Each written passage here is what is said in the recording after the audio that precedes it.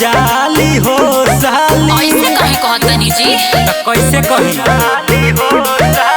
मन करतावे दिही गाली हो साली। लागत बाड़ू सफा जाली हो साली। दीदी से तोने ना बताई हरे जीजा जी का हो जल्दी से घरे आई। अच्छा। चढ़ के बुलेटवा जीजा हमरो लेके आई। दो चॉकलेटवा जीजा जल्दी से घरे आई। चढ़ के बुलेटवा जीजा हमरो लेके आई। दो चॉकलेटवा जीजा बुझाई। अच्छा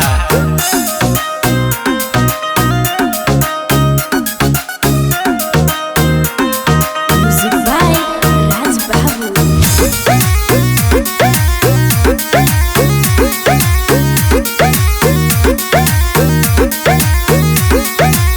बानी तैयारी हो अच्छा हम जाए के Patna.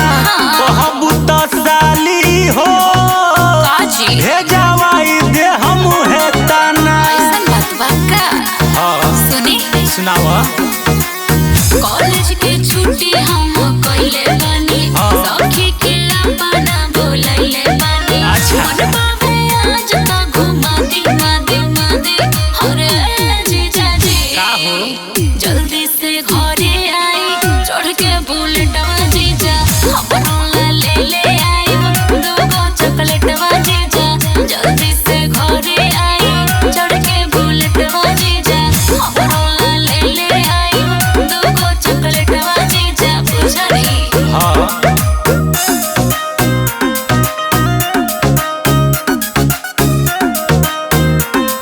Music by Raj Babu।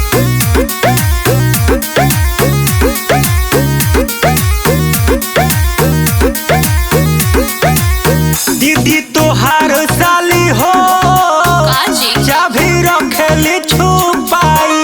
अच्छा। करम बहाना तो हाँ। तोहार दीदी जानू अरे जाई। ना जानी जी बवाल करे तू का सुनी सुनावा टाइगर राज से मनाई। कौनो जी चौकर चलाई दे। बाबू भोजपुरिया से मिले दिला दे। हरे जीजा जी जल्दी से घरे आई। चढ़ के बुलेटवा जीजा हमरो ले आई। दो चॉकलेटवा जीजा जल्दी से घरे आई। चढ़ के बुलेटवा जीजा हमरो ले आई। दो चॉकलेटवा जीजा अरे ले आई बे जीजा जी। अच्छा ठीक बा।